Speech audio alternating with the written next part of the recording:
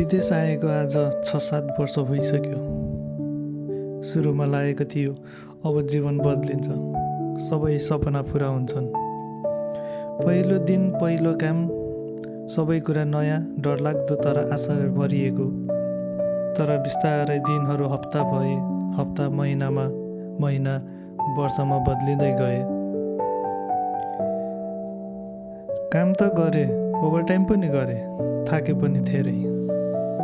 तर आज फर्केर हेर्दा के पाएँ त मैले? न त बचत जति सोचेको थियो, न त सपना जति पुरा भए।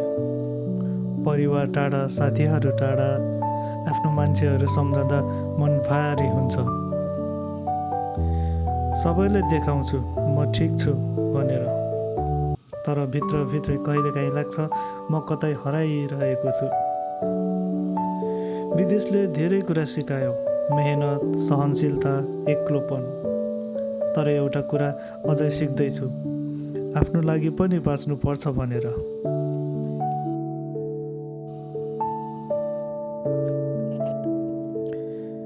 सायद ढिलो भयो, तर सकिएको छैन।